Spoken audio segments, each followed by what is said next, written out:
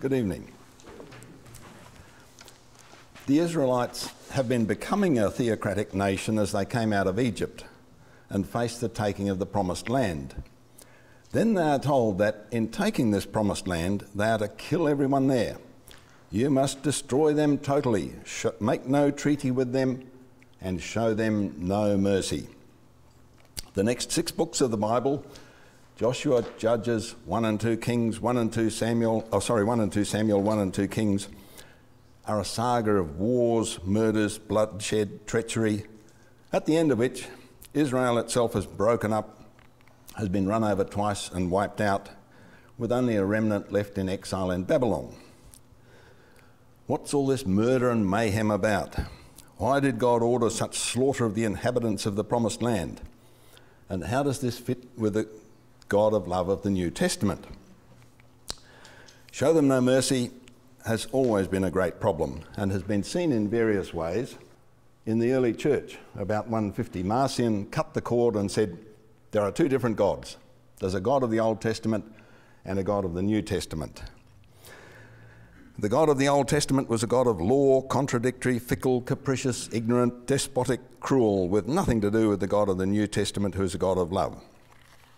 Liberals, theologians of the present, do much the same under the title of radical discontinuity, that the Old Testament folks just thought that God was telling them to do these terrible things, but now we know the real revelation of God in Jesus Christ.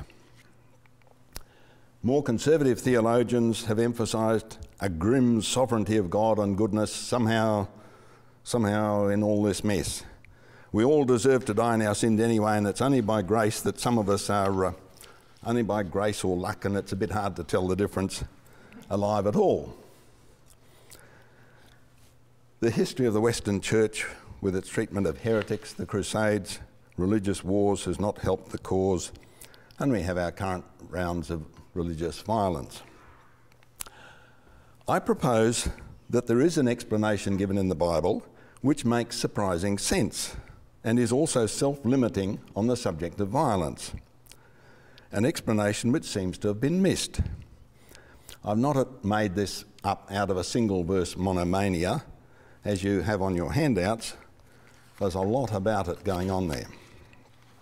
I won't cover all episodes of violence in the Old Testament, but I think this thesis of tracking the meaning and consequence of show them no mercy does explain the great bulk of the violence in the Old Testament. Abraham was shown the promised land and sent away for 400 years. Why? Well, because the sin of the Amorites had not yet reached its full measure. And the question is, what was the sin of the Amorites when it did reach its full measure? No, it wasn't sin. Everybody does that in about equal measure. And no, it wasn't idolatry. Everyone outside Israel, and quite a few inside Israel, did that. The explanation is much more specific than that. It's because of the detestable things that they did in the worship of their gods. And Leviticus spells it out quite clearly. Do not give any of your children to be sacrificed to Moloch. Moloch was the god of that region to whom the only sacrifice was child sacrifice. Do not defile yourselves in any of these ways, because this is how the nations that I'm going to drive out before you became defiled. Later in Leviticus, he says, any Israelite or any alien in Israel who gives or sacrifices any of his children to Moloch must be put to death. The people of the community are to stone him. For by sacrificing his children to Moloch, he has defiled my sanctuary and profaned my holy name. And this is a picture of the giving of the child to the god, and at the back of the god is the fire. They're all burned to Moloch. When the Lord your God brings you into the land you are entering to possess and drives out before you many nations, the Hittites, Girgashites, Amorites, Canaanites, Perizzites, Hivites and Jebusites, etc., then you must totally destroy them. Make no treaty with them and show them no mercy. Destroy their religious system. Break down their altars, smash their sacred stones, cut down their Asherah poles and burn their idols in the fire.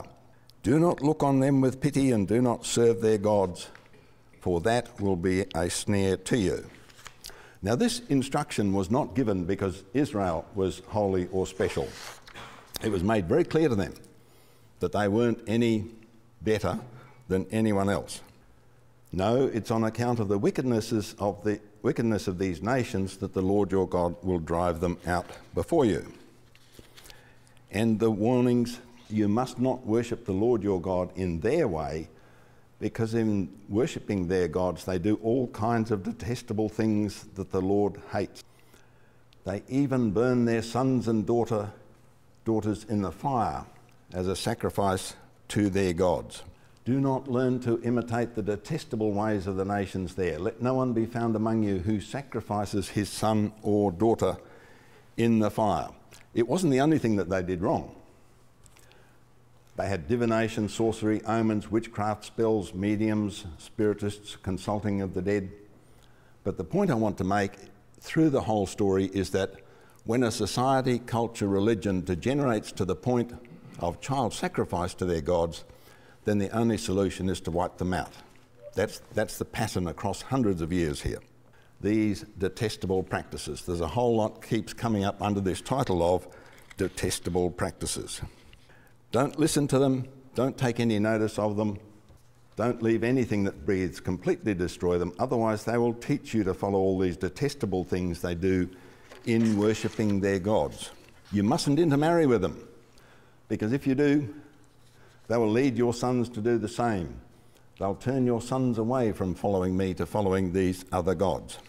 And on the edge of the promised land, Joshua gives them a choice. Everyone knows the "as for me and my house we will serve the Lord," but it's interesting to look at the options he gives them. The first one is, you can worship the gods of your distant forebears. This is referring to the gods of the country from which Abraham came. Rachel, back in Genesis 31, had carried the gods of her father's household with her, and they still had them through Israel. The second option was, or you can worship the gods of the Amorites, or you can worship the God who has brought you thus far. Then he says, "as for me and my house." That's my choice. And notice it says later on, Israel served the Lord all the days of Joshua and all the days of the elders who outlived Joshua and had known all the work that the Lord had done. And then things fell apart. You have not obeyed my command. See what you have done, so I will not drive these people out from before you, and they shall become adversaries to you, and their gods shall be a snare to you. Following this, another generation grew up who did not know the Lord or the work he had done for Israel. Then the Israelites did what was evil in the sight of the Lord and worshipped the Baals, and they abandoned the Lord. They followed other gods from among the gods of the peoples who were all around them and bowed down to them. This went through a whole shambles of up and down and sorting themselves out and backwards and forwards through the book of Judges. And then the people said, "We want you, Samuel, who was the chief prophet of the time, to give us a king." And Samuel said, No, that's the worst thing you can possibly do. I won't do it. And God said to him, "Listen to the voice of the people in all that they say to you, for they have not rejected you, but they have rejected me from becoming king over them." So Samuel had to go ahead with anointing the new king. And he gave a magnificent warning, or not a warning, a comment, which is a magnificent example of how Christians ought to treat each other and think about each other when they disagree. "Far be it from me that I should sin against the Lord by ceasing to pray for you, and I will instruct you in the good and right way." So he appointed a king. They had all sorts of ups and downs with the king. And when I've asked people which king set up the system which led to their destruction, everybody picks on the bad kings. It was not one of the bad kings. It was Solomon, the big fella. As Solomon grew old, his wives turned his heart to other gods. Solomon followed Ashtoreth, the goddess of the Sidonians, and Moloch, the detestable god of the Amorites. And when I did this paper first, I missed the point that it was Solomon himself who'd actually changed to worshipping these gods, to whom child sacrifice happened. He built the high places for Chemosh, the detestable god of Moab, and for Moloch, the detestable god of the Ammonites, in the valley of Ben Hinnom. Chemosh, Moloch, child sacrifice, you'll see, will be in red. The valley of Ben Hinnom is the centre point from here on, and those references will be in blue. He did the same for all his foreign wives, who burnt incense and offered sacrifices to the gods. There's the hill on which Jerusalem sits. On the right is the Kidron Valley. Down the bottom is the valley of Ben Hinnom, the Hinnom Valley. Here, at the height of their glory, Solomon set up this system. Take notice of this valley of Ben Hinnom. It is the centre of the action from here on, and the valley of Ben Hinnom comes back with a savage bite 7 times in the words of Jesus, but the bite has been missed because of the translation, as you will see. The prophet Ahijah saw the significance of these. He spoke to Jeroboam. He tore a piece of cloth into 12 pieces, gave 10 to Jeroboam and 2 others, and said, the kingdom will divide into 10 and 2, and it will fall apart because of these gods, Ashtoreth, Chemosh, and Moloch. The interesting thing about the history given in the Old Testament is the difference between Chronicles and Kings. Kings is the prophetic history in the centre of the book, and Chronicles is out in the peripheral writings. Chronicles is a great, thinks the line of David is wonderful. And Chronicles has 3 interesting differences. First of all, it doesn't mention the episode of David and Bathsheba. Secondly, it talks about the warnings that Solomon was given, but it doesn't tell you that he set up these idols, these sacrifices, these altars, and also Chronicles is the only book that gives you any examples of the wisdom of Solomon. Solomon died and the kingdom split as indicated. Rehoboam, the son of Solomon, became king. And what split the kingdom into 2 big parts? Well, would you believe, almost 3,000 years ago, it was a tax revolt. The people said to Rehoboam, we're sick of all these terrible taxes that your father put on us to follow all of his life. Can you cut it down? Rehoboam consulted the old men of the tribe and they said, yes, this is very sensible.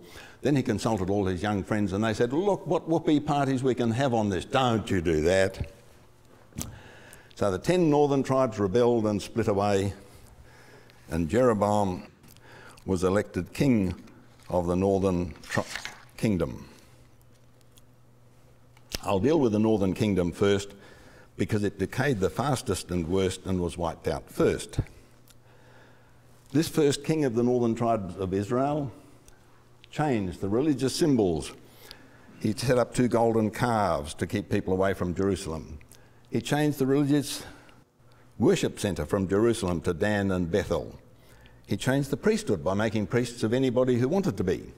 And so the Levites almost entirely left the northern kingdom and went south. There was nobody left except an occasional prophet to sort out the northern kingdom. He changed the religious calendar, setting up his own holy days, and he gave himself the role of priest by burning incense on the altar in Bethel. All this means that it's not a heresy, it's a new religion. Rather like deistic critical liberal theology is not a heresy of Christianity, it's a different religion. The time scale, the northern kingdom lasted about 210 years, had 19 kings in 9 dynasties. The dynasties changed by murdering the previous king. None of them were good kings, and Ahab and Jezebel are an example of that. But during this time, the northern and southern kingdoms combined to take on the king of Moab, and that's when we get the first example of the first time that somebody is named who sacrifices his child. The king of Moab was losing the battle, so he took his firstborn son, who was to succeed as king, and offered him as a sacrifice on the city wall. And that stirred up his troops so much that they drove the Israelites away. In tracking all of this, the Old Testament also comments that the people took on the characteristics of their gods. It wasn't the other way around, that they projected onto the gods what they wanted. They took on the characteristics of what they worshipped.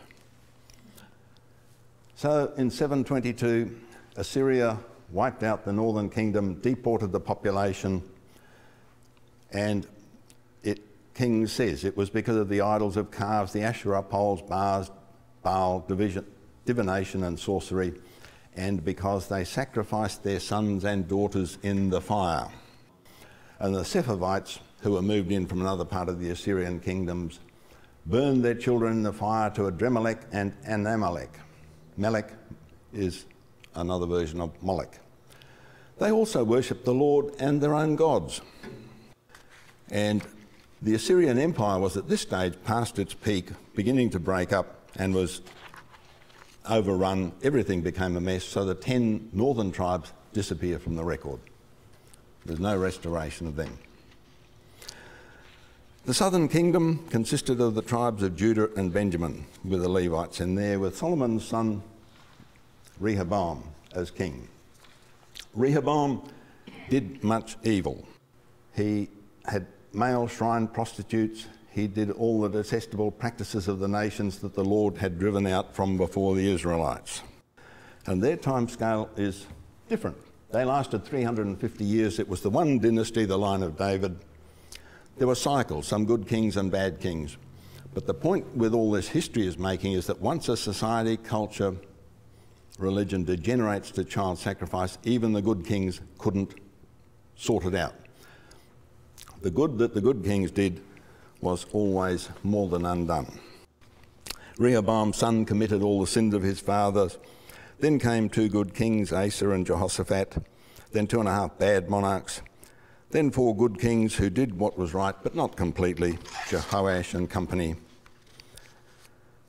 And then came one of their worst kings, Ahaz, son of Jotham.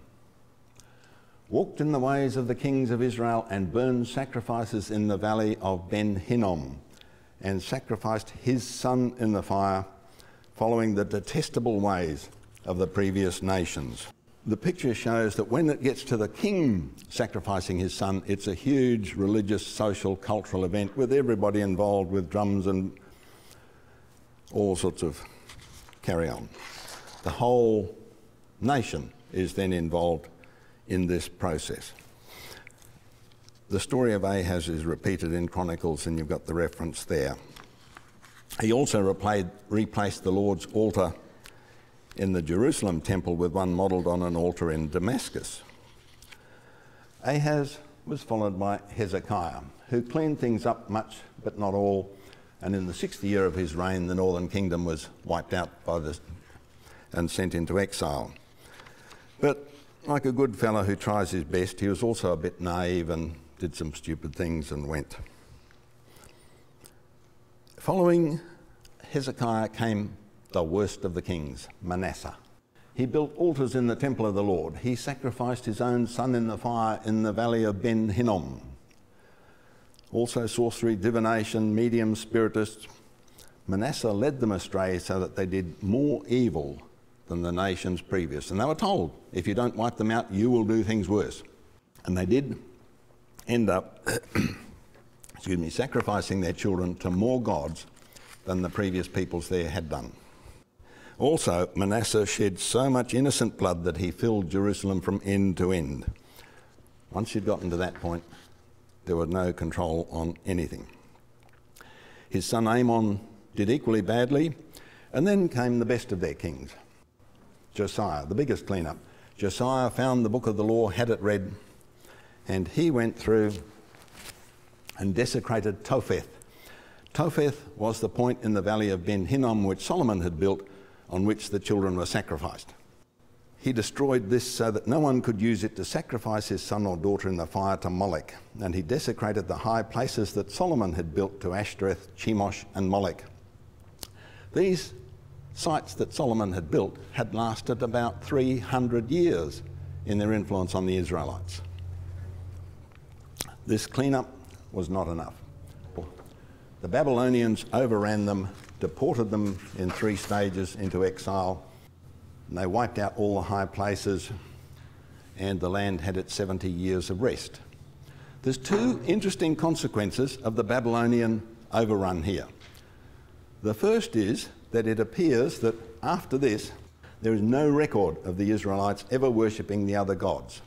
It had cleaned that out of the country, out of the Jews, sorry. But the other fascinating thing, in their rampage around and all over everything and wiping everything out, there is no record of child sacrifice in the region after that.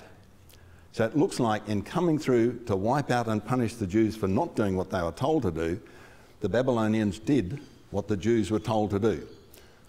The details of this, hopefully, will come out next Thursday when T&T Clark produce a book called Not Sparing the Child, Human Sacrifice in the Ancient World and Beyond by an international group of scholars. It looks fascinating, but they're not dealing with the specific biblical track that I'm taking tonight. And I hope in there one of their historians, they're more interested in the history, the sociology, the anthropology of this practice throughout all of this area. And I hope in the history bit they do define whether this really is so, that there's no record of child sacrifice in that region after the Babylonians just trampled over everything. It's not just in the history books though. The prophets and the psalmist get into the act. Isaiah, you burn with lust among the oaks and under every spreading tree. Now the burning with lust is referring to going after idols. This is the parallel all the time between adultery and idolatry. You sacrifice your children in the ravines and under the overhanging crags. You went to Moloch with olive oil. And remember, Moloch is the god to whom the only sacrifice is child sacrifice. See how you behaved in the valley of Ben Hinnom. They have set up their detestable idols in the house that bears my name and have defiled it. They have built the high places of Topheth in the valley of Ben Hinnom to burn their sons and daughters in the fire. Now, in this next bit, Jeremiah has taken the leaders of the nation, what's left of it, down into the valley of Ben Hinnom and said, see this with what you have done here is why you are going to be wiped out and sent into exile. You have built these high places of Baal to burn your sons in the fire as offerings to Baal. And then when Jerusalem was under siege by the Babylonians, Jeremiah said the same. They built high places for Baal in the valley of Ben Hinnom to sacrifice their sons and daughters to Moloch. Next comes Ezekiel, whom I've always called Zeke the Freak. Never got on with him. And it was only a couple of weeks ago, going through all this again, I realised Ezekiel was freaking out because he, more than anybody, felt the pain of all this child sacrifice.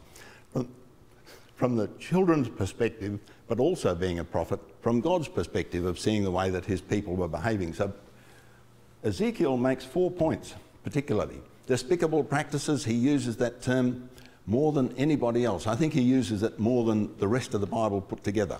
Secondly, he refers to my children from God, saying, you took your sons and daughters whom you bore to me and sacrificed them as food to the idols. You slaughtered my children and sacrificed them to the idols. In all your ways you soon became more depraved than they. And he hammers this into them. And he is the one who points out how closely tied it all was when he says, on the very day they sacrificed their children to their idols, they entered my sanctuary and desecrated it.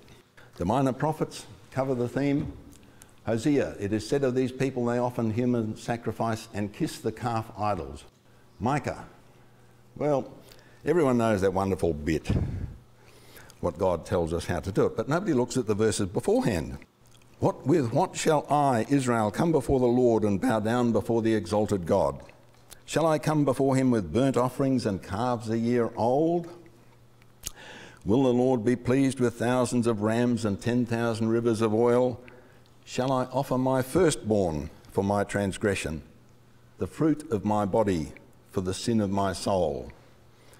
He has showed you, O man, what is good for you, what is good. And what does the Lord require of you? To act justly and love mercy and to walk humbly with your God. Zephaniah, those who bow down and swear by the Lord and who also swear by Molech. They did not destroy the peoples as the Lord commanded them, but they mingled with the nations and adopted their customs. They worshipped their idols, which became a snare to them. They sacrificed their sons and their daughters to the demons. They poured out innocent blood, the blood of their sons and daughters, whom they sacrificed to the idols of Canaan. They defiled themselves by what they did. The Apocrypha gives the same explanation in the intertestamental period. Their detestable practices, their merciless slaughter of children, their sacrificial feasting on human flesh, these parents who murder helpless lives.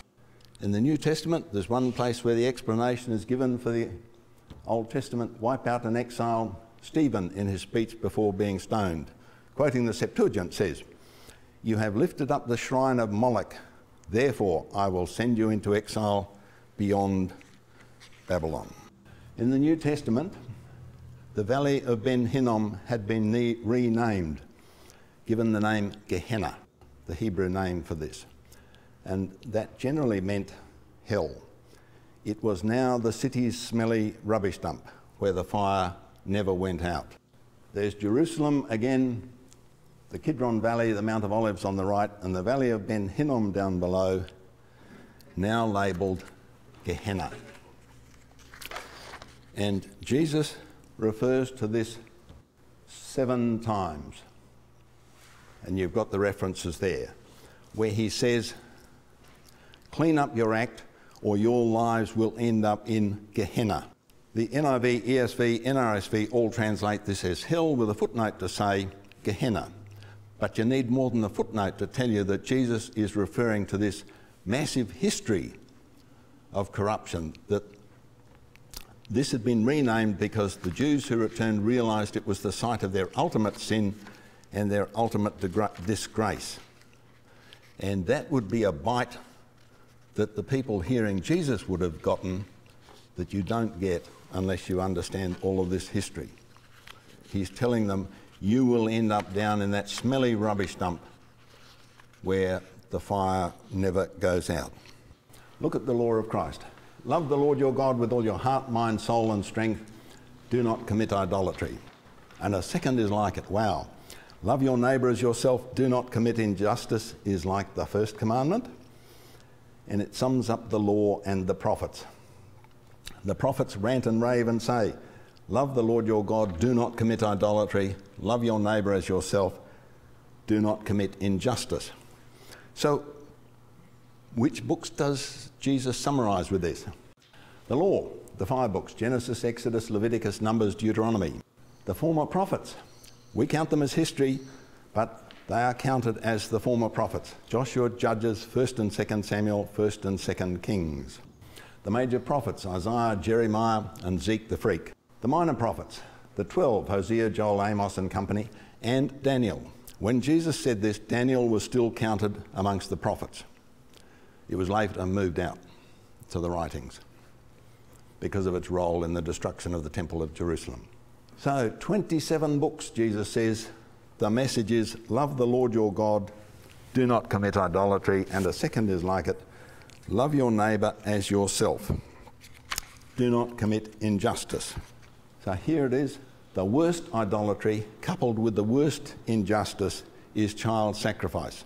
Because you take this child whom you have born in an act of co-creation with God, to whom you specifically, personally owe all the responsibility of parenting, teaching, upbringing and everything else, and you sacrifice this child to a God that is no God. The more important your offering, the greater the gift to the God, the more power you've got. Your child is your most important possession. Don't ask me how you can do this. 2 other bits of points. It helps explain Abraham and Isaac. Abraham was prepared to do this, and God says, blimey, look at that, they will go and do it. And God says, no, no, no, you won't do it. Right back there, he sets the example, you will not do this, the Lord will provide the sacrifice. Then when it comes to the crucifixion of Jesus, it needs the doctrine of the Trinity, I suggest, to see that this is not child sacrifice. It's God himself feeling the pain and everything else going on there. And I won't say any more than that because I tried to say this to one of my Presbyterian friends and I got such a dose on the atonement that I got lost. Timetable is interesting, I think. 400 years for the Amorites. The northern kingdom was given 210 years. The southern kingdom, 350 years. The point of all of this is that God does not issue on-the-spot fines. He gives them time to go work their way through it all. Isaiah says, "Is it not because I've long been silent that you do not fear me and you go and do these things?" Wisdom says, "Judging them little by little, you gave them an opportunity to repent." Zeke the freak is better at it. "I let them become defiled through their gifts, the sacrifice of every firstborn, that I might fill them with horror, so that they would know that I am the Lord." And they would see the horror and turn away. And it appears that there was at least 160 years of child sacrifice by the Israelites, repeatedly in spite of the cleanups. Well, I suggest that it is specific to Israel as a theocracy. The theocracy experiment has been tried and failed, so there's no intention of being a Christian nation. It's specific to that extreme degeneration, to what they did in sacrificing the children in the worship of their gods. So this is no allowance for holy war. Our instruction as the church is to convert, not kill. Conclusion. It wasn't for sin. Everybody does that. It wasn't for idolatry. Everybody was doing that somewhere or other. It was because of the despicable things that they did in worshipping their gods. Specifically, they had degenerated to the point of child sacrifice in the worship of their gods, which is a marker of an unredeemable degeneration of a society, culture, religion.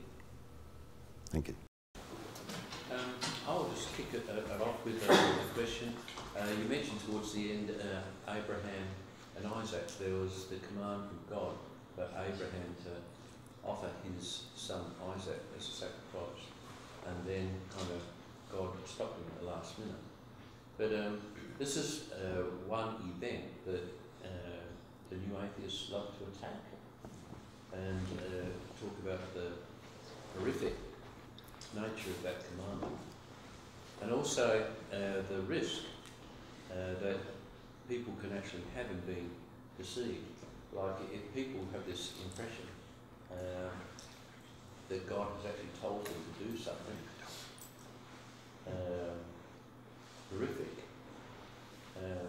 what's to kind of stop them? If we have the example of Abraham. Abraham believed that he was being commanded by God to sacrifice his own son. What happens if some modern Christian gets the same impression?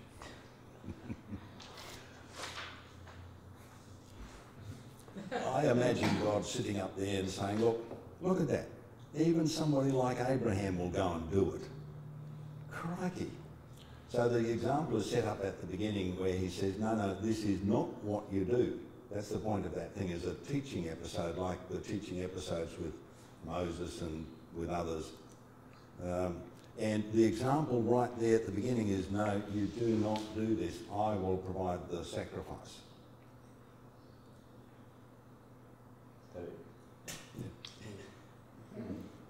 Can I just clarify that question? So,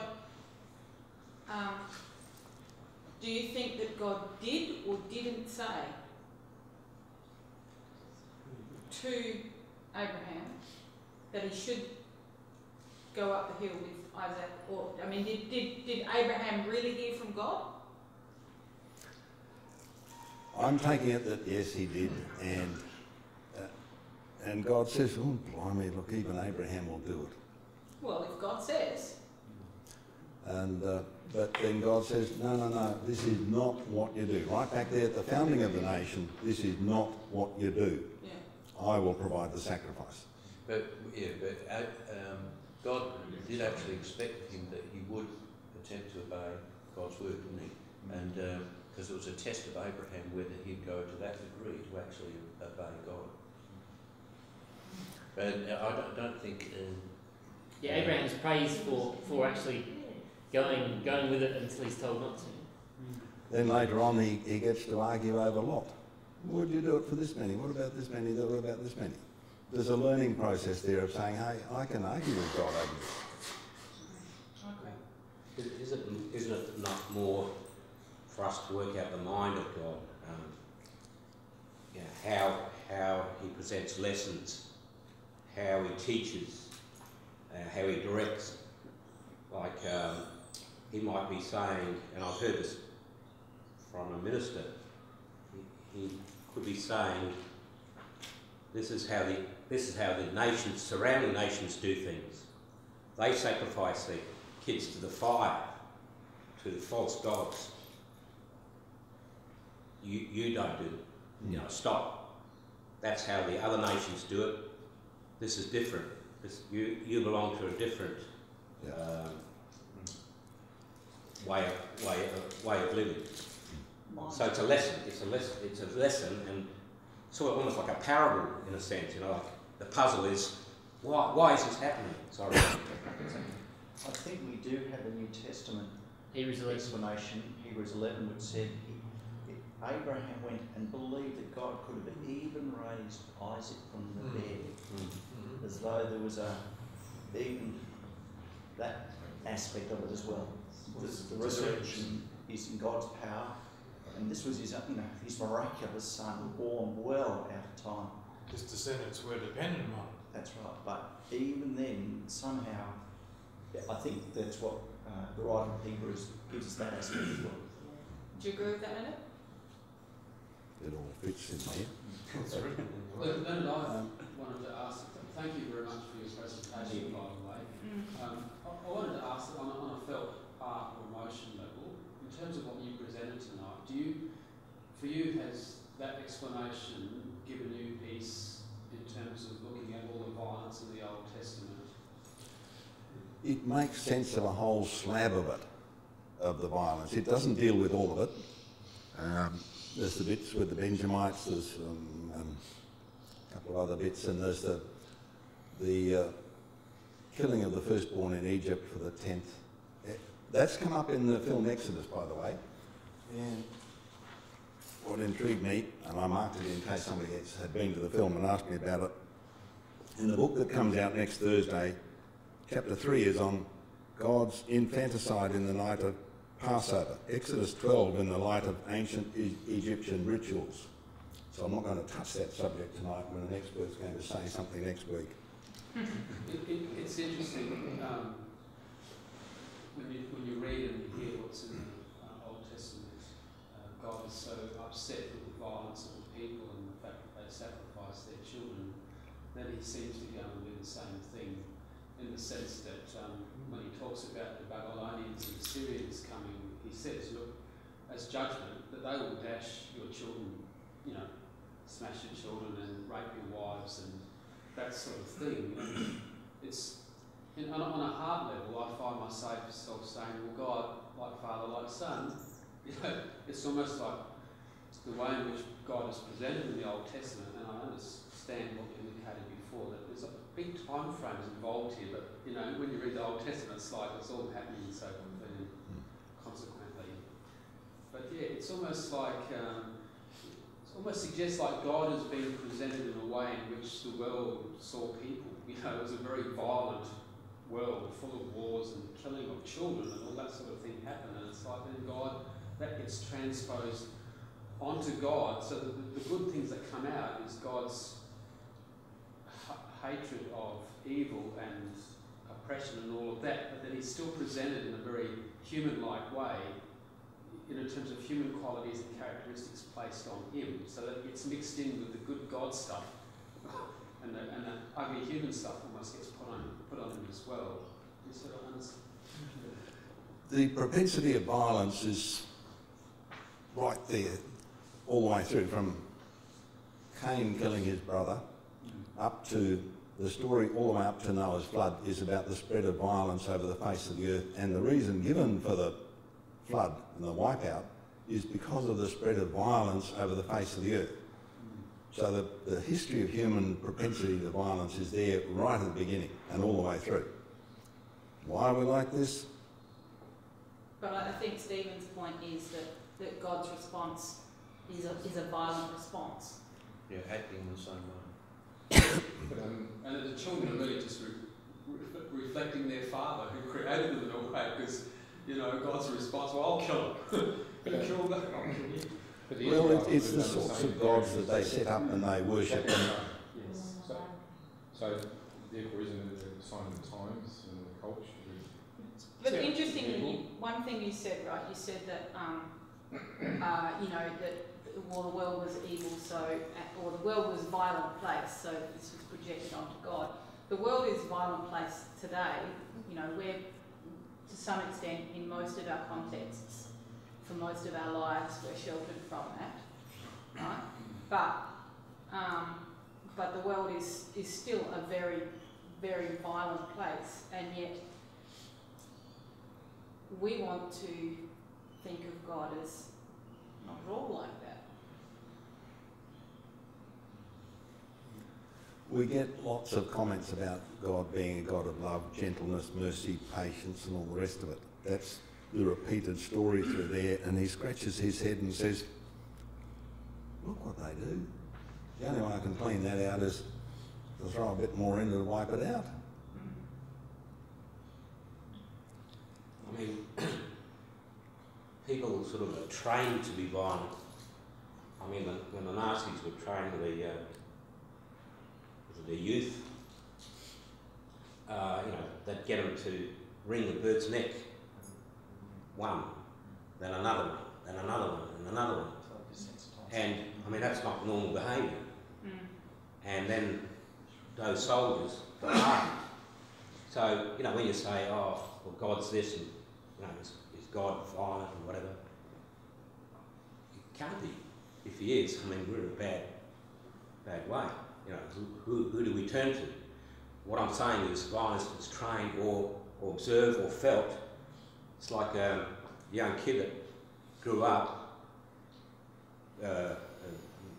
beaten by his father or whatever, horrifically, because this guy showed me a book about this guy's life. He killed 100 people, more than 100 people. I never knew that until last week. I can't remember the guy's name. And he was brought up with a violent father, and he turned to, he tortured people and just observed them in a state of torture.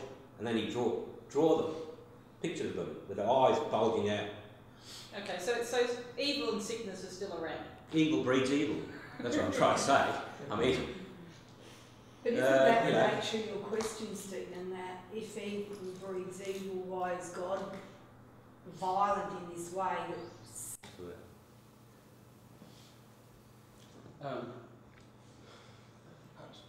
Partly by way of answering it, it seems to me that the Old Testament and New Testament do present God differently in a way that the Old Testament people didn't have eternity in view, and not only that, but they viewed God as one who, in his sovereignty, was arranging things in history that, you know, he would bring about a nation attacking another nation and so on, whereas the New Testament model seems to be one of where God people's evil will have its natural consequence outworking. It will bring evil back on them in some way, and that's not necessarily God's direct doing, but that the Old Testament people, in terms of presenting God as sovereign, did have him orchestrating things, so that therefore he was the one who brought the Babylonians and the Assyrians onto the Jewish people. It seems that the New Testament doesn't seem to necessarily present God in the same way as orchestrating nations against nations, but, you know, more likely say God gave them over to the natural outworkings of their evil, that evil has its own consequences. So it seems to be a progression then, and seems to then present God in a different way, not in a very... You're saying that the God of the Old Testament should have just given them over to their evil and let them suffer the fruits of their own works? No, I think in their own unsophisticated way they were trying to say that God is sovereign and evil will have its own judgment attached to it. And that was the way in which they spoke of that. Yeah, remember though, right back to the Cain, God says, your brother's blood is crying from the ground. We get to Noah, where capital punishment for the first time is authorised, that if a man is slain, that his lifeblood is very precious. And a man who is convicted of shedding another man's blood should be punished by death, or an animal that is chosen. So God has a very high view of a person's life. And if anyone takes that deliberately, maliciously, and we are, Leonard told us about these folks that were maliciously taking their own children's life, then if we are to take what God said to Noah straight after the flood, or indeed even the crying out of Abel's blood, he does take note of anyone, and he will require it. Now, does he require it now, or does he require it on Judgment Day? And that's where I think we're in a day of grace at the moment, come from a sort of dispensational view of the Bible. We're in a day of grace, but there will come a day of judgment, when everyone whose blood has been taken, it will be required of him. And I think the Old Testament, because it doesn't have eternity in view, Exactly. Yes. it means then that judgment takes place in this world, rather than in the New Testament it can be left to something which God will bring about in eternity, that he will carry out his justice. But in the Old Testament day, it's often presented that God will bring about his judgment in this life. And I think in Chronicles, judgment is fairly immediate, and it's related, and it's there in Proverbs too, that if you live a righteous life, then life will go well with you. If you live an evil life, then you will be punished in this life. Bad will come to you. Now that view is challenged by the psalmists and other proverbs and so on. But there's that was also a view, a very simple sort of view. It is challenged, but it just reflects some variety of theology there in the Old Testament. Because it's clear enough that that's not always the case. Yeah, not always the case, but it is sometimes presented in the Bible as that way, because Chronicles does it. In Chronicles, Manasseh, the worst king, was actually pictured as having repented. And so God forgave him, and that led to his longer life then. See, Chronicles can't understand why Manasseh, the most evil king, had the longest kingship. How could that be? And so Chronicles makes him repent, whereas Kings doesn't repent at all. So he was made to repent by Chronicles once he didn't do it of his own free will. He was the worst king, and yet he had the longest reign. That doesn't make sense to the chronicler, and so he adjusts history to fit his theology, whereas Kings perhaps is a bit more accurate. Because Kings tells it differently, does it? Yeah, in Kings he doesn't repent. The Kings tells a lot of bad stuff. What the kings do. When Jesus came, he had two radical ideas that were a bit shocking to people. One was he talked about his God as being Father. And he talked about God as being a father in the same way as we do about our idealised best father. And that was radical and exciting to people who could believe it. The other thing he did was to say he is beginning a kingdom on the earth. He's building a church, another kingdom, another way. And it wasn't as the world thinks of kingdoms. It was a sort of hidden, a sort of secret, a sort of quite different kingdom altogether. And C.S. Lewis grasped that a lot in some of his stories, although he often in his stories pictures that kingdom as being a sort of earthly kingdom. I think he was very aware it wasn't. But he pictured the quest and the big leader gathering a force to fight for his cause and to overcome all other opposition and to build a new world out of it. Jesus Christ was very much like that. He was our new king.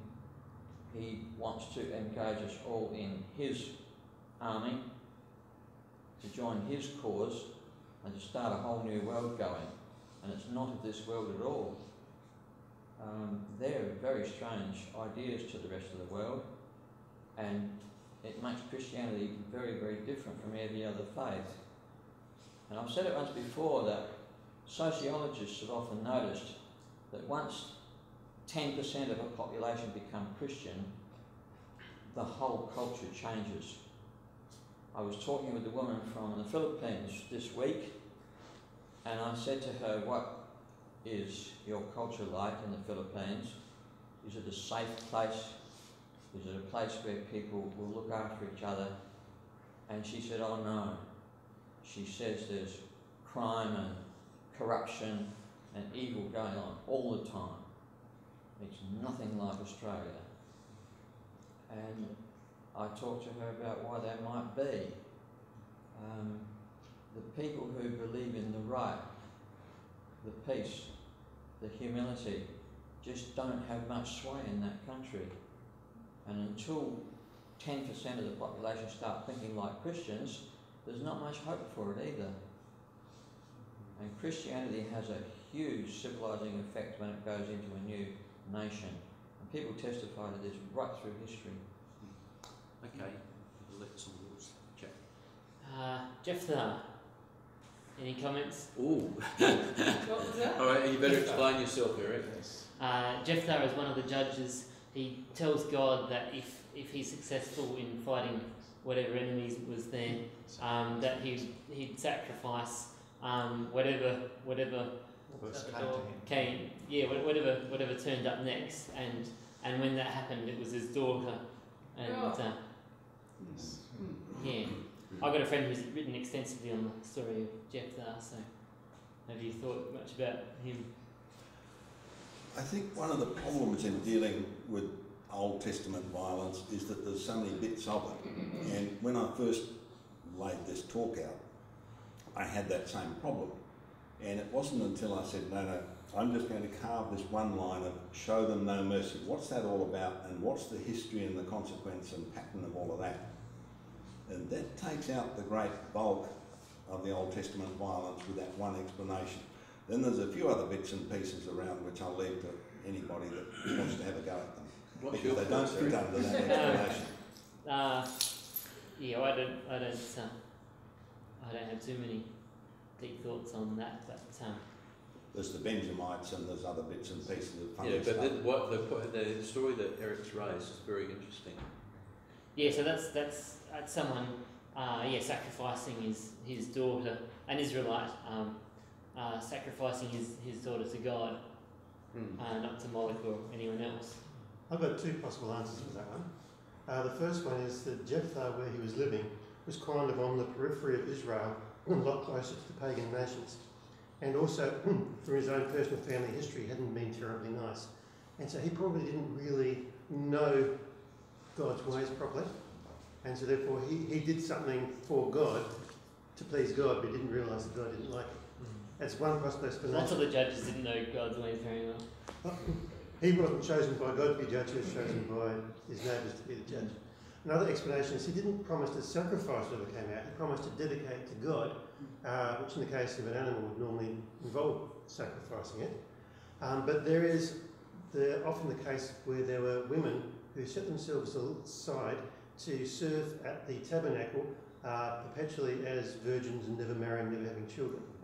And if you read in the story, it says that before that happened, she wanted to be able to go away and spend some time bewailing her virginity with her friends. So you're saying she wasn't killed?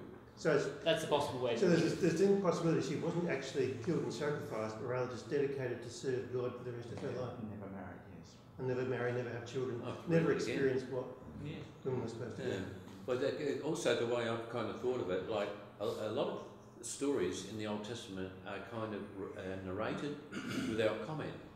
So just because something happened doesn't mean that God approved of it. Yeah.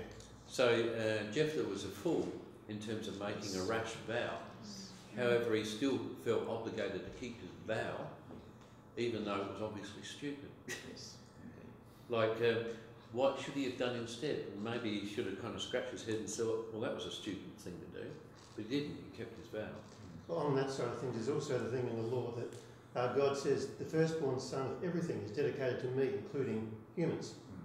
So when you have a baby boy born, you don't go and then sacrifice the boy, you then substitute a ram or sheep or a goat or something like that in the place of the boy. That's true. The whole theme of the firstborn is kind of goes right through it. It's interesting. I'm sure there's something behind it, like the killing of the firstborn son in Egypt, and also the offering of the firstborn of your flock. so everything falls to the firstborn. So it's I don't know what it all means. But God is very precise. That may not be the right word, but God dislikes greatly if you make an oath or something and then regret it or change your mind. So, what comes out of your mouth, even in the New Testament, God says you better be careful what you say. And so God is very, demanding, very, very rigid. So when Jephthah made an oath, he had no choice. He had to go through with it, whatever it was. But I think you're right. It probably wasn't killing his daughter, because she was quite okay about it. She didn't say, Jephthah, you fool, look what you've done. She took it in her stride and spent some time with her friends in the hills, whatever.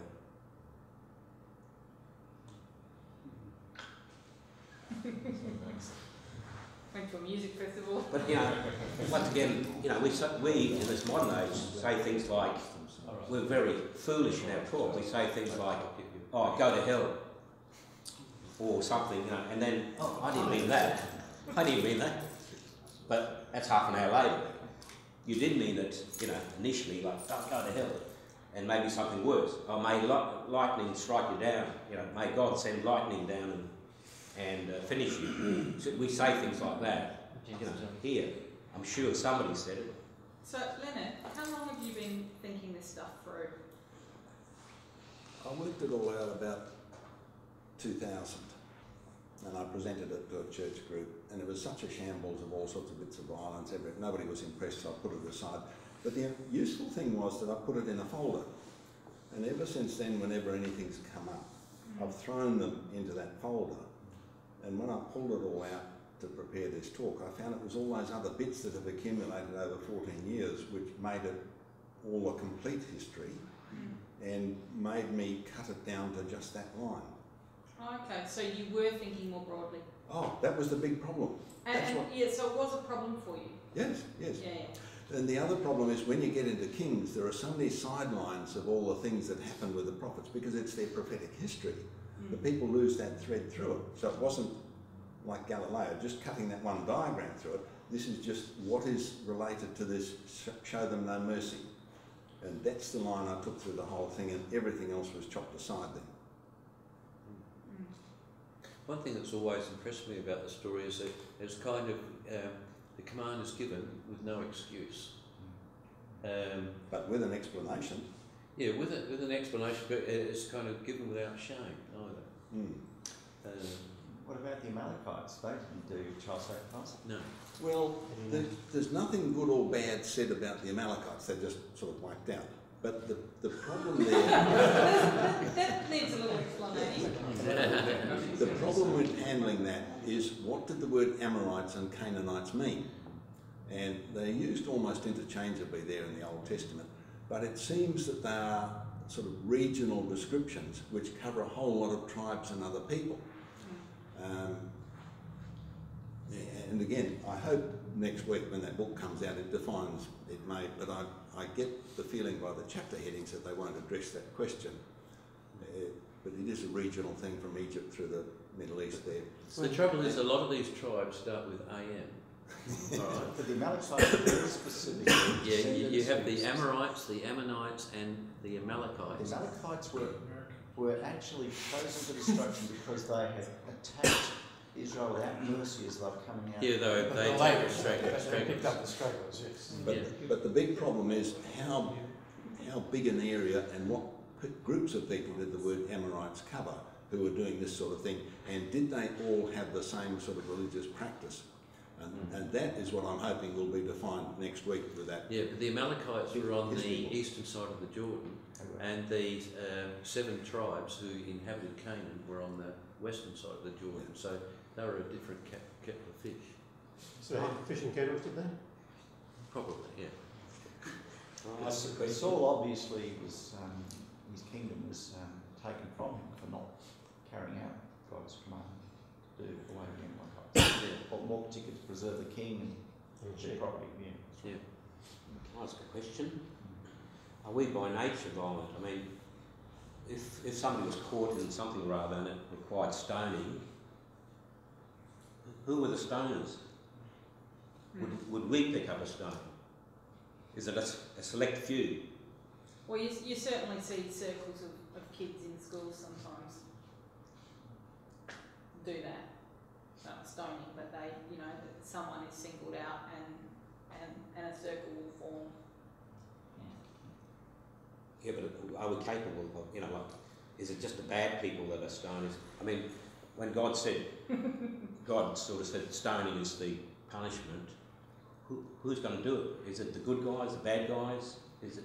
Well, I really like Jesus' story, or the story about Jesus with the woman who's brought in caught in adultery, and he says, well, the person who's never sinned, throw the first stone. Now, if we all lived by that, it would be a very peaceful mob, wouldn't we? I've heard it said that what Jesus was really saying was that he who has never sinned in this way throw the first stone. Oh, I don't believe that. No, he simply said, he who was without sin. Yeah. Yeah. So the only one there who could have thrown the stone was Jesus. And he was busy not even looking at the woman because he knelt down. Yeah. He wasn't looking at her with the brick road. He was busy. I think to throw the first stone. I had a patient once who had a cancer, had some treatment, and it got a bit out of control. Went away and came back for a while, and she believed she could talk down to her into her immune system and tell her immune system to get rid of this, that, or control whatever else. And I had to say, well, look, I'm terribly sorry, but it has gotten out of control and it's running wild and it's giving lots of troubles. And she said, Doctor, do you mean that my body can produce something that I can't control? And I said, yes, they're called children. And this is the thing, you make people with free will, you, by that process, lose control of what they'll do with it. I think Stephen said something there that was important. The Old Testament didn't have a concept of eternity, we do. And I think we place too much value on our brief span on this earth and think it's the ultimate crime to cease that. But in God's view, there is beyond. And okay, so you lived only 20 years instead of 70 that you ascribe. Is that a big deal to God? You had 20 years to achieve what he wanted? Do we place too much emphasis on death of this earthly life and not recognise that beyond that there is an eternity? Yeah. On that basis, child sacrifice might not be quite so serious then. No, I won't buy that. Is it true that they didn't see eternity in the oldest book, Job? Did he not refer to something like, you know, in the last day I shall see God or something? Yeah, there's hints of eternity in the Old Testament, but it's not a big thing like it is in the New Testament. Oh, that's true. Yeah. There is a lot of in the Old Testament, resurrection was a common thing. So what we deem eternity, they may have deemed resurrection. Depends how you see heaven. That's a bit debatable these days as well. But resurrection was a big thing in the Old Testament. I mean, when Jesus walked in the earth, they were like Old Testament teaching, and they knew exactly what he was talking about. If they were a Pharisee. Didn't that kind of become more popular in the intertestamental period? Like it's they're quite strongly in the book of Daniel, but like the Sadducees only recognised the first 5 books and probably didn't get a very strong impression of resurrection from those first 5 books. And so, is it a strong theme across the Old Testament? I think it only appears now. I think there is a reference to it in Job. I know that my Redeemer lives. Yeah, that's the one. David mentions it. Yep. And Daniel. So they're pretty older books in the Old Testament. And there's a common idea of the world of the dead, or Sheol, in the Old Testament, particularly through the Psalms, which goes back quite a long way, which seems to correspond to the same idea as the Greeks had for their Hades and so on. Just the general realm where everyone went to when they died. That you didn't just cease to exist. You went to this shaky existence. Well, they just didn't know what it was, Yeah. which is, you know, fair enough. Our views, our views are not all that well formed either. You know, like heaven will be good, and I speculate, but I don't know what it'll be like. You know. Well, it's got to be good, but you know, as far as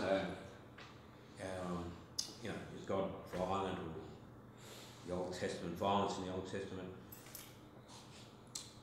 I don't know about you, but you know, when I see what happens in this modern age, the atrocities, you know, little kids holding up heads that have been, you know, whatever.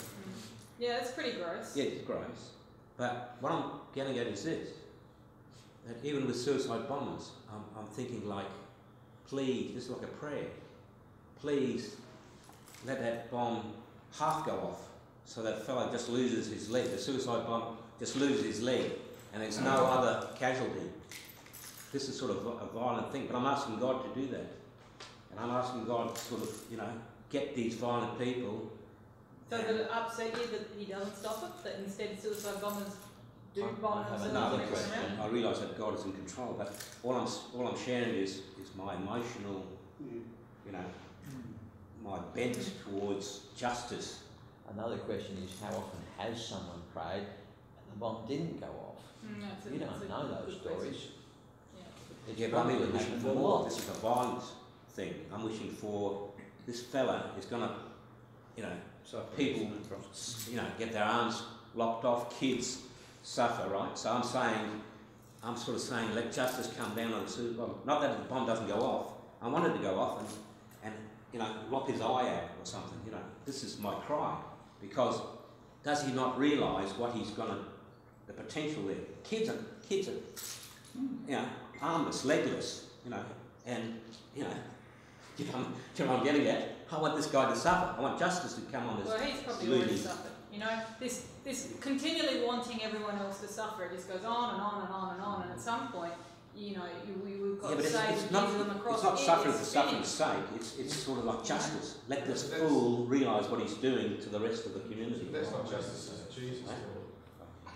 That's an eye for an eye and tooth for a tooth, isn't it? That's Old Testament. All right, is it just one out of, I don't know how many people are here? Do you not feel that way? Do you not feel like, I want justice to be done? Well, didn't one of the bombs go off in his underpants or something? On the plane? That'd be great, yeah. Well, I think it was. Stephen? And didn't Paul... Just a second, Stephen. Moving on a little bit, you know, when you look at the violence in the Old Testament and you relate to the New Testament, in the New Testament you still have this concept of Gehenna leading, you know, to hell and so on, and you know, we've got Jesus presenting in a very peace, you know, blessed are the peacemakers and so on, but you're still left with hell, aren't you, where, you know, we're cast into darkness, and who is God? And there is this sort of text where, of the talents, isn't there, where the master goes away and gives 5, you know, 10, 5 and 1 or something talents, and then, you know, he's so joyful and saying, well done, good and faithful servants, to 2 of them, and then the third one, you know, oh, I was really scared of you, master, so you were scared of me, you wicked and lazy servant, because you're a hard man, you're a hard master, and it begs the question, well, you know, so you thought I was hard. Well, is God hard? Because then the very next thing is take away what he did have and cast him out into the darkness. I mean, there's a violence there, isn't there? There's a violence there. And so on the one hand, you've got the first two experiencing the wonderful grace and joy of the Master, who shares everything with them then, this incredible grace and love and everything. And then the third one does experience the hardness of God. So who is God? Could that just be hyperbole? But no, but who is God? Is he hard or is he soft? I think. Well, so there's an interesting verse in either Romans 10 or 11. Yeah. It says, "Behold both the kindness and severity of God." And it says, "Behold," it says, "Look." Yeah. It says, "Look at both the kindness and severity of God," because it appears that they're both there. But I think when we look at the issue of violence in the Old Testament, you can't also.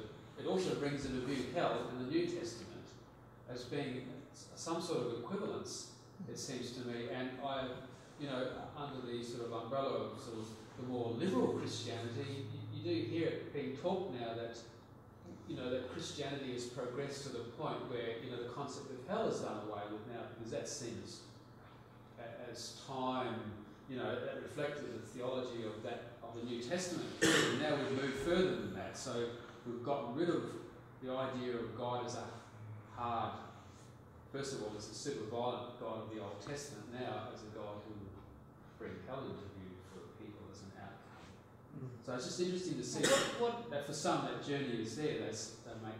And Richard Dawkins is the end result of the journey when you get to the end of it. Well, possibly. Make no mistake, the wrath of God is real. Scripture talks about the wrath of God, and he tells us in Thessalonians 5, maybe verse 9, is that God did not predestine us to receive his wrath. He predestined us for salvation in Jesus Christ. The wrath of God is real, but he does not predestine us to that wrath. So if the wrath of God is real, then the Old Testament violence brings that into view in its own particular way to emphasise that. I know Luther talked about God's wrath as his alien work and his love as his proper work, so that God is a God of justice and therefore will act with wrath. But it's not the work he wants to do, but it's the work he will do. Parents can probably relate to that a little bit. But I'm also happy to put my complete faith in God as being fully just. I'm quite happy for God to judge me with his justice. I pray mercy. because I do know that I'm in Jesus Christ. Hey? I do know I'm in Jesus Christ. Oh yeah, okay. Let's not get to I'm happy for that because I believe that God will judge me justly. What you mean is you believe that God will not judge you unjustly. Are you comfortable then with the Old Testament, way in which God is presented in the Old Testament in terms of show no mercy and bringing the Assyrians and Babylonians who are going to dash your children against the rocks? No, the Babylonian children are going to be dashed against the rocks. It's all okay. We've spoken a lot about this violence in the Old Testament, but in our day and age, in our lifetime, we've seen some pretty nasty situations happening too. We have. And we've seen massive numbers of people unjustly given an untimely death by dictators and so on. And I think we can bring this justice idea a lot closer to home. In these parts of our world where things have gone haywire, the population have sat by and let unjust people take positions of power and authority in their society. How did Hitler get to power?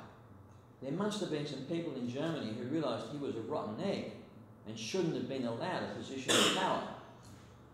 And in our society, I hope we're smart enough to discern our leaders and not let rotten eggs like that into power either. And all of us have got a responsibility to exercise our vote and whatever else we've got to stop that evil getting into a place of power. It's when evil gets in a place of power and good people do nothing about it that things can go badly wrong very quickly. Well, there's a fair bit of that going on in the world. There is. How many thousands of unborn children are killed in Australia today? 50 million have been aborted in America since they brought it in illegally. Well, where did we get the idea that God was sort of a meanie in the Old Testament? If you look at, say, just Psalms alone, which is like 130, none of them picture God as mean.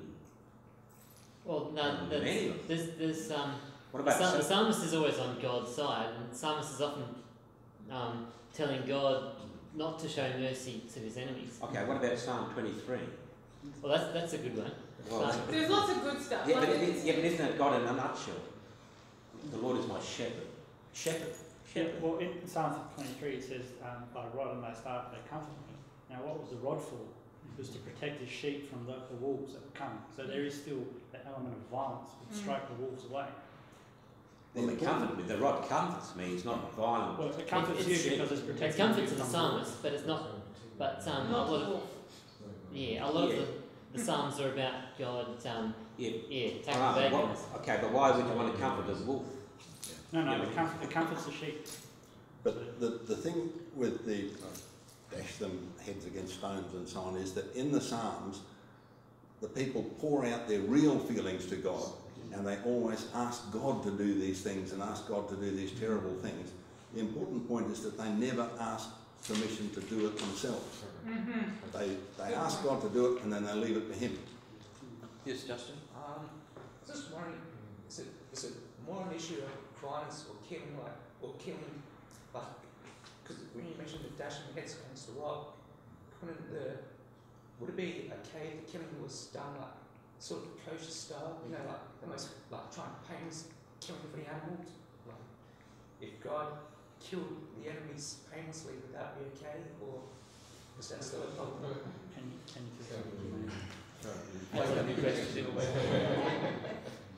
I think where it's talking about hitting children's heads against rocks, that sort of thing, it isn't saying this is what God wants. It's saying this is what's going to happen because you've turned away from God, and that's what people are going to do.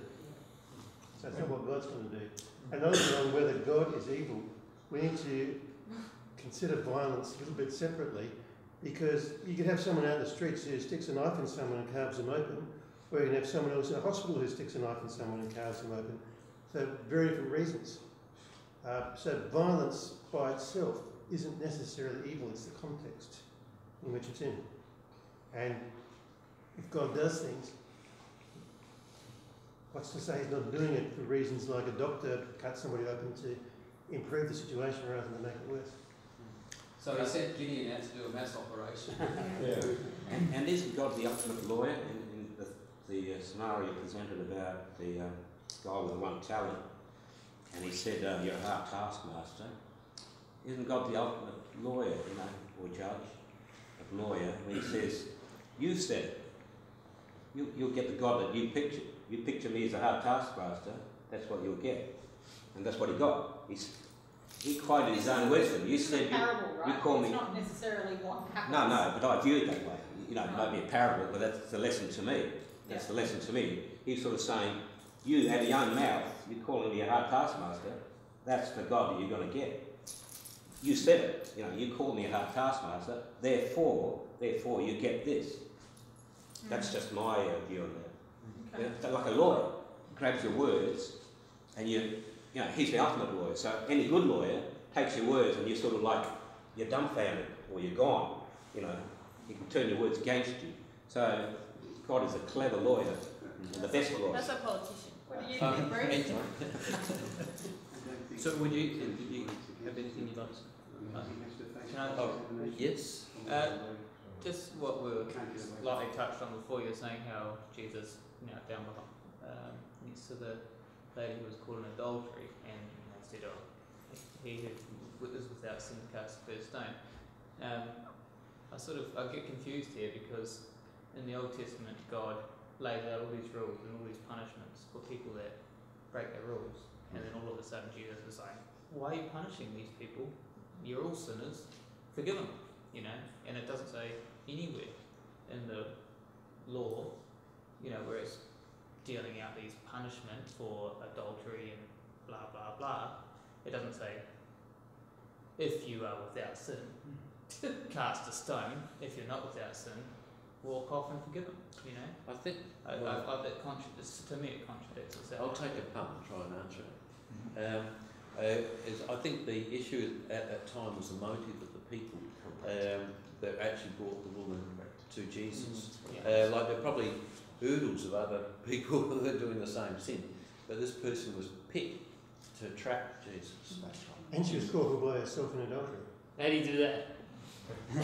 Yeah, where was the man?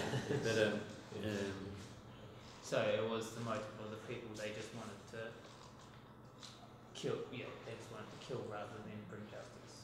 No, I think they were trying to trap Jesus and put him in an awkward situation. And so that was his way of handling it. That's right, exactly. Right. So if the situation is, sorry, Josh. Yeah. Josh is saying that, I think, that if the law was there in the Old Testament, why was it trapping Jesus to have the law followed through? Why didn't Jesus just follow it through? Yeah. Isn't that what you're saying? Yeah, effectively, yeah. So He he changes changes. the setting. He makes a change. Yeah. Because I would say Jesus saw the hearts of the people that bought that girl more than anything else, and needed to point out to them their sin. But he's also very forgiving. Like, I mean, he forgives people Yeah, so left, right, and centre. Then Because if he was gone. why wouldn't God incorporate that into the law for there to be some form of a Law has to be hard and fast. How it is implemented in practice can vary all over the place. I think in that case, if you're looking at it forensically and legally, Jesus is annulling the whole law by saying that, you know, whoever judges has to be themselves righteous in judging. You can't judge. You're all sinners. Therefore, this woman can't be judged here. But specifically says in the Old Testament that lady will be judged by humans. By the judges of Israel, who are just and who have made it up, like cleanse themselves. I think that's, in the temple. I think that's part of the changeover from a theocracy to the church, in that for the nation of Israel, you get their national laws, their liturgical laws, and their moral laws. The national laws was all part of keeping the whole nation of Israel cleaned up, so that it was the model state that it should have been. And if they kept it cleaned up overall, then they would be blessed. If not, they'd be punished. And so those national laws and the liturgical laws are gone, but it's the moral law underlying it all, which Jesus is continuing with the law of Christ. And that's part of the changeover of, because, for instance, in the question of buggery, sex with animals, the early church faced this question, well, the animal and the person is supposed to be killed. Now, we want to recognise the moral law here, but we are the church now, not a theocracy, so we can't kill. We're not the nation preserving itself. So what do? So they produced a 3-stage law. If the person who has sex with an animal is under 18, they get a lecture and they get cuffed around the ears. If they're between 18 and 50, they get cuffed around the ears, they get a lecture, and they get suspended from communion for 12 months. If they're over 50, they get a lecture, and they are suspended from communion, but they can have it again on their deathbed. So they are responding to the moral core of the question, but it was the changeover from a theocracy to the church. I've never seen that law. 1 Corinthians 5, you got kicked out of the church until you repented. Yeah, I think you're talking about after the apostolic This period. is in the early. This is the way the people in the early church applied that in that particular circumstance. 1 Corinthians 5 is where I read, and you got kicked out of the church until you repented. Yeah. That's not necessarily how they did it later on. But I also thought Jesus was saying, mate, haven't you heard him talk about a new kingdom? And there's a new covenant coming in me, and it's a covenant of grace and forgiveness.